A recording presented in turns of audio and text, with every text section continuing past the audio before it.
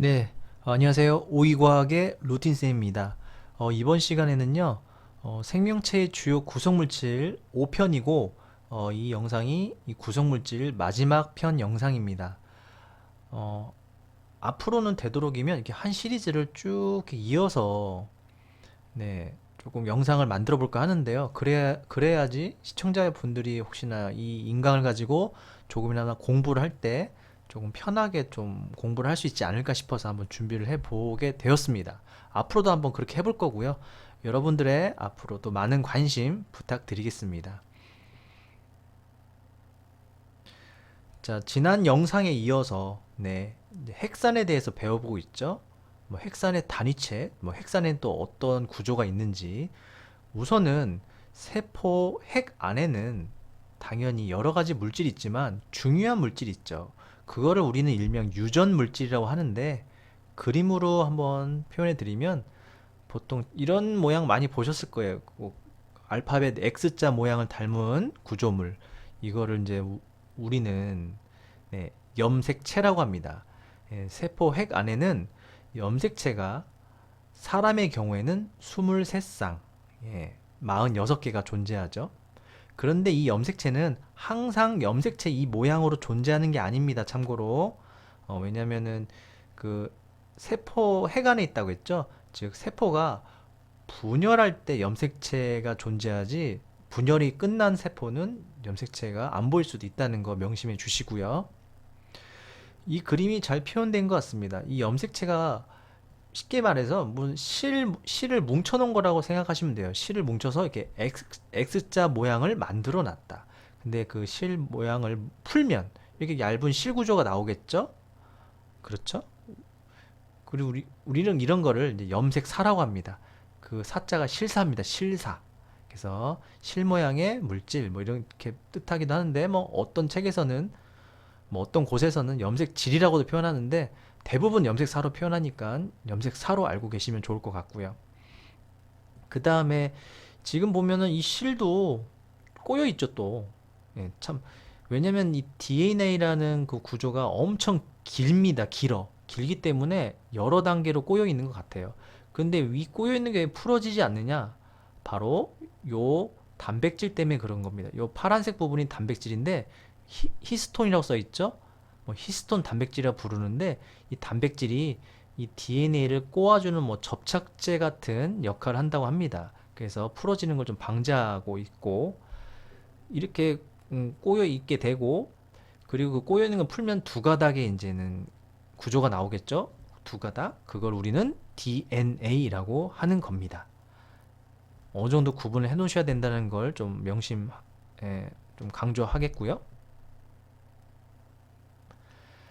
솔직히 DNA는 너무 작아서 보이지 않습니다. 현미경으로도 관찰이 잘 안 되기 때문에, 그래서 보통은 이제 뭐 사진이나 그림으로 보여드리는데, 보통 그림을 제가 찾아봤는데 이렇게 생겼다고 합니다. 네, 되게 복잡하죠. 중요한 거는 여기 보시게 되면 이 붉은색 부분이 뭐 뼈대 역할을 하고, 그 뼈대가 두 가닥 있다. 근데 그 두 가닥의 뼈대가 서로 꼬여 있다. 예, 꽈배기처럼. 보통 이제 과학에서는 나선 모양이라고 합니다. 나선. 꼬여 있는 거 말하는 겁니다. 그래서 나선 구조로 이루어졌다고 표현하고 있습니다. 그래서 여러분들에게 좀이나마 좀 영상으로 보여드릴까 싶어서 이 그림을 좀 준비해 봤습니다. 자, 그렇다면 핵산의 종류에는 DNA와 RNA가 있다고 합니다. 그렇다면 이 차이가 과연 무엇인지 한번 그림으로 한번 간단히 배워보죠. 이런 그림이 있는데 잘 안 보일까봐 뒷배경을 네, 하얗게 하면 잘 보이죠?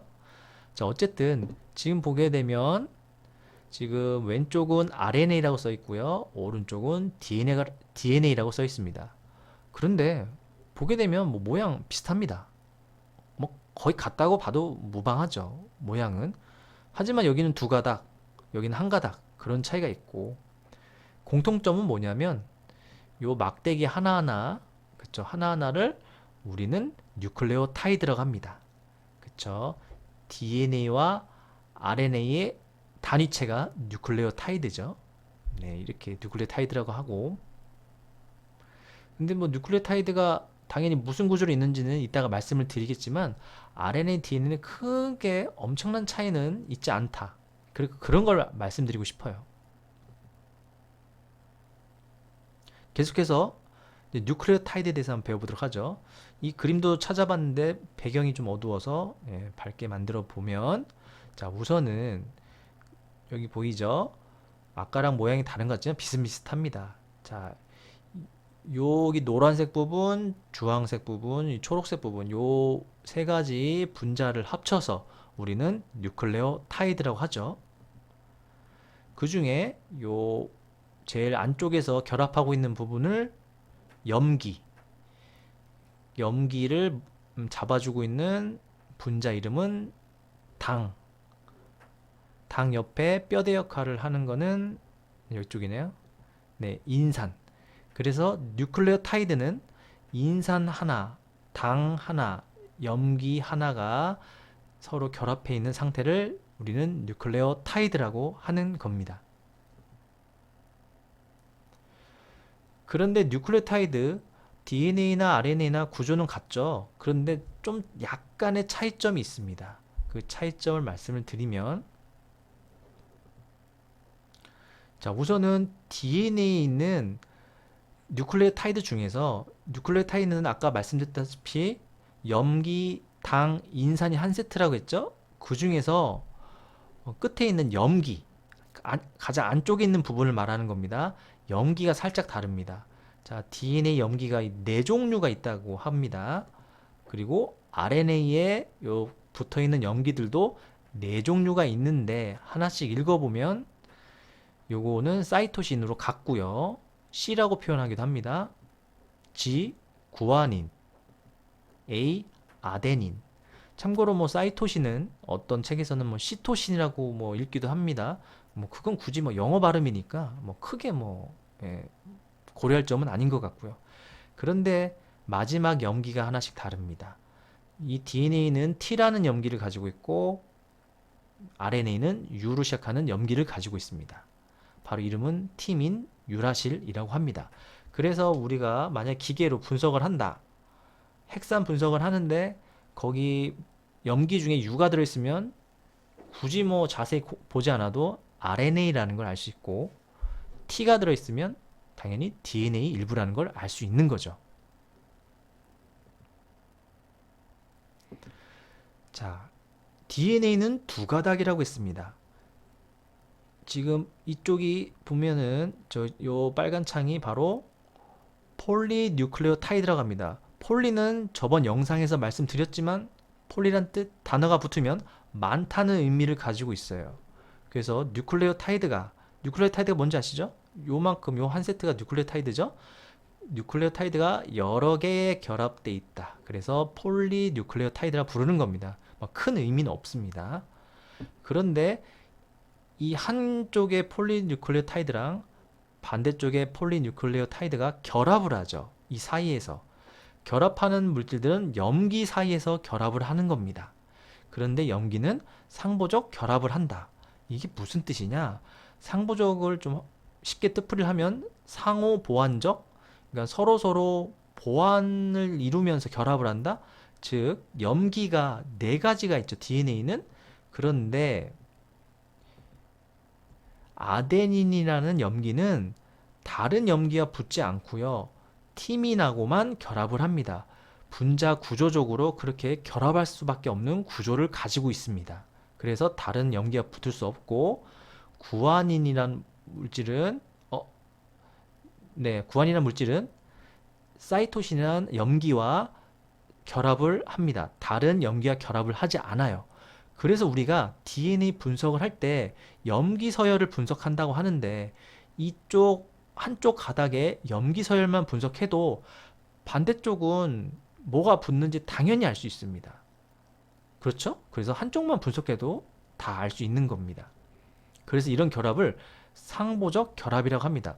아무하고나 결합하는 게 아니고 서로 충족시켜주는 분자들하고만 결합을 한다. 이렇게 이해하시면 될 것 같고요. 뭐 이건 중요한 거 아닌데 여기 보면은 좀 가닥 여기 끝에가 인산이죠? 인산 가닥 보면 여기는 뭐 5엔드라고 써 있고 이쪽은 3엔드라고 써 있죠? 이거 표시는 뭐냐면 여기 보면은 자 여기 당 있죠? 당이 여기 꼭지점에는 탄소가 있다고 했습니다. 즉 오탄당의 일종인데 여기 쓰인 DNA에 들어있는 당은 오탄당 일종인데 여기 그림 보이시죠? 탄소의 위치를 숫자로 지금 정해놨습니다. 탄소가 있는 곳인데 여기는 1번, 2번, 3번, 4번, 5번. 즉 이 3번이란 뜻은 3번 탄소하고 연결된 부분이다. 5번은 여기에서 5번 탄소하고 연결된 부분이다. 이렇게 이해하시면 됩니다. 즉 이쪽 당과 이쪽 당은 위아래가 뒤집어 있는 구조입니다. 보이시죠? 그림에서도 요게 산소인데 산소가 뒤집어져 있죠? 예, 그런 차이를 가지고 있어서 예, 그런 차이를 가지고 있다는 걸 그냥 말씀드리는 겁니다. 네. 이제 얼추 다 가고 있습니다. 이 정도면 DNA 기본은 알고 가지 않을까 싶네요. 자, 계속해서 잠시만요. 네. 자, 헥산에 대해서 이제 아까 그림으로 배웠던 거를 이제 간단한 문장으로 한번 배워보도록 하겠습니다. 여러분이 복습도 할 겸 이 영상을 보시면서 대답하는 건 알고 계시죠? 네. 그냥 듣기만 하면 안 됩니다. 이거 그러면 영화입니다, 영화. 영화하고 큰 차이가 없죠? 뭐, 영화보다 재미는 없지만, 네, 어쨌든. 자, 헥산의 단위체가 뭐다? 그렇죠. 바로 뉴클레오타이드라고 했죠. 그 뉴클레오타이드는 어떻게 구성되어 있다? 네. 염기, 당, 인산 또는 뭐 인산, 당, 염기. 이왕이면 순서대로 외우는 게 좋겠죠. 아까 사진을 봤지만 이 순서대로 결합이 돼 있기 때문에 뭐 염기부터 외우실 분들은 염기, 당, 인산. 인산부터 외울 분들은 인산, 당, 염기. 이렇게 외우셔도 되고요. DNA의 끄트머리에 있는 염기들은 네 종류의 염기가 사용되는데 아데닌 뭐죠? 네. 네. 틀려도 어쩔 수 없고요. 자, 구아닌, 사이토신, 티민. A 구아닌 G죠. AG, CT. 기호로 표현하면 그렇고요. RNA 염기는 요거 다 같죠. DNA랑 같지만 티민 대신 뭐다? 그렇죠. 유라실. 기호로 유라고 표시합니다. 유라실이 대신 있다는 것만 알고 계시면 됩니다. RNA는 아까도 말씀드렸지만 단일가닥 구조고요. DNA는 이중 구조지만 꼬여 있습니다. 그걸 무슨 선? 네, 나선. 영어로는 헬릭스라고 합니다. 영어 단어를 알아두시면 나중에 뭐 과학 관련 이렇게 뭐 학년이 올라가거나 공부를 할 때 많은 도움이 됩니다. 자, 그렇다면 DNA, RNA는 왜 따로따로 존재할까? 무슨 일을 하길래? 역할이 살짝 다르다는 얘기겠죠? DNA는 유전 정보를 뭐 하는 역할? 그렇죠. 저장하는 역할입니다. 그 저장된 정보를 RNA는 전달하고 게다가 그 전달받은 내용을 가지고 단백질을 합성하는 데 참여하는 게 바로 RNA입니다. 그러니까 DNA는 그냥 정보만 가지고 있는 거예요. 정말 중요한 존재이기 때문에 뭐 어떠한 일도 하지 않는 것 같아요. 생물학적으로 봤을 때.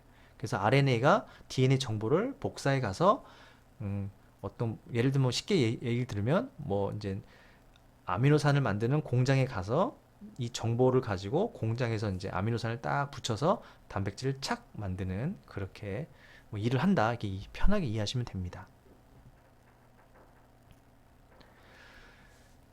근데 보통 뉴스나 뭐 어떤 영화를 보면 뭐 염기 서열 분석을 한다고 그러죠. 즉 그 염기의 순서를 조사한다는 얘기예요. 뭐 어떤 순서로 배치돼 있나, 뭐 AAA, TTT, GCA 뭐 이런 식으로 있는지 없는지를 확인하는 건데 그게 왜 중요하냐면 어떤 정보를 가지고 있다는 겁니다. 어떤 식으로 가지고 있냐면 자, DNA는 정보만 가지고 있고 RNA가 그 DNA의 정보를 복사해 오죠. 그래서 RNA 가지고 말씀을 드리는 겁니다. 자, RNA가 DNA 정보를 이렇게 가지고 왔습니다. 이게 각각, 자, 이게 각각 뉴클레오타이드죠. 네, 뉴클레오타이드인데, 자, 이 뉴클레오타이드, 아유, 죄송합니다. 뉴클레오타이드 끝에 염기들이 있습니다. 그죠? 지금 염기 분석을 한 겁니다. 이렇게. GCU, ACGG 뭐 이렇게 있죠. 자, 그런데 우리 몸 안에서는 이 염기 순서를 가지고 아미노산을 만듭니다. 그런데 뉴클레오타이드 끝에 있는 염기 하나가 아니고 염기 세 개를 가지고 순서대로, 자, 만약에 공장에서 순서대로 정보를 읽었더니 GCU를 받았다. GCU면 이걸 만들어야겠네, 이 재료로. 그래서 뭐 알라닌이라는 아미노산을 만들고, 그 다음 세 개 ACG, 오케이, 그럼 이게 나왔어? 그러면 거기에 맞는 뭐 트레온이란 뭐 아미노산을 만들고, 이런 식으로 아미노산을 만드는데 세 개가 아미노산 하나를 만들 수 있는 정보를 가지고 있다는 겁니다. 그래서 유전 정보를 가지고 있다 표현하는 거죠. 여기 보면 이 세 개를 묶어서 코돈이라고 표현하죠. 이 코돈의 뜻이 뭐냐면 RNA 유전 정보 중에서 하나의 아미노산을 결정하는 서로 연결된 세 개의 염기서열. 아까 말씀드린 겁니다. 뭐 이게 어렵게 써 있지만 순서대로 세 개의 염기 서열을 우리는 이제 과학에서는 코돈이라고 표현합니다. 쉽게 염기서열 세 개 이렇게 표현하지 않고 코돈, 그쵸, 이렇게 표현한다는 얘기입니다. 참, 지금 여러분 이제 고등학생이라면 아니면 처음 이 내용을 배우는 분들이라면 생명체가 점점 배우면 배울수록 신기한 존재구나, 그냥 쉽게 이루어지는 게 아니구나라는 걸 알 수 있습니다. 그러면서 조금 신기함도 느낄 수 있고요. 제가 처음에 생명과학을 배웠을 때 그런 느낌을 받았는데 여러분도 받으셨는지 모르겠지만, 자, 다시 한번 이제 글자를 통해서 이제 문제를 풀어보도록 하면, 자, 헥산의 뉴클레오타이드 종류는 몇 가지가 있을까요? 예? 뉴클레오타이드 한 종류 아닌가? 그럴 리가 있나요? 끄트머리가 다르잖아요. 그렇죠. 네 가지죠. 염기가 네 종류가 있기 때문에 당연히 뉴클레오타이드도 네 종류가 만들어질 수밖에 없다는 점이고요. 그런데 끝에 있는 하나 염기는 한 종류의 다른 염기하고만 결합하죠. 그걸 나중에는 암기하셔야 됩니다. A는 T, G는 C하고만 결합하죠. 자, 이런 거를 이제 과학에서는 상호 보완적 결합, 줄여서 뭐라고 한다? 그렇죠. 상보적 결합이라고 합니다. 당연히 생물마다 이 뉴클레오타이드의 배열 순서는 다릅니다. 저와 여러분들 달라요. 네, 엄마 아빠도 다르고 엄마와 나도 다릅니다. 똑같다. 완전 똑같으면 복제 인간이겠죠. 그렇죠? 그래서 결국 생물마다 염기서열은 다를 수밖에 없기 때문에 영화나 뭐 뉴스에서 염기서열을 분석하면 어떤 종인지 알 수 있다는 겁니다. 다 다르기 때문에 가능한 사실이고요. 바로 그래서 이 생물마다 다른 이 염기서열은 곧 생물 고유의 특성이 됩니다. 왜? 이 염기서열에 유전 정보가 들어있으니까. 서열이 다르다는 얘기는 유전 정보가 다르고 다른 특징이 나타난다는 얘기겠죠. 결국 지금까지 배웠던, 지금 5편까지 영상을 통해서 배웠던 핵산이나 단백질 등은 결국 일정한 구조에 뭐가 결합한 거다? 단위체가 결합해서 만들어졌다. 이 말을 하기 위해서 여기까지 왔습니다. 네, 좀 허무하기도 하지만 단백질의 단위체는 뭐죠? 네, 아미노산. 핵산의 단위체는 뉴클레오타이드. 서로 분자 구조는 다르지만 일정한 구조가 계속 결합한 형태는 공통점을 가지고 있습니다.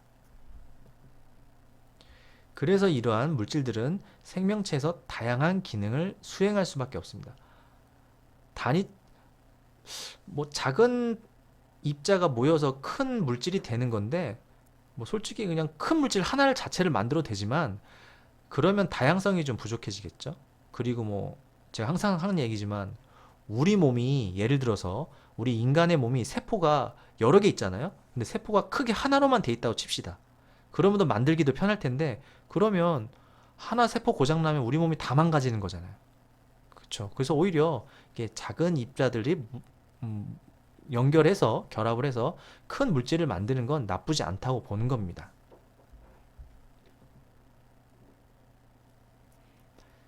자, 마지막으로 분자 모형 간단히 보여드리겠습니다. 아까는 뭐 예, 보여드렸지만 또 보여드립니다.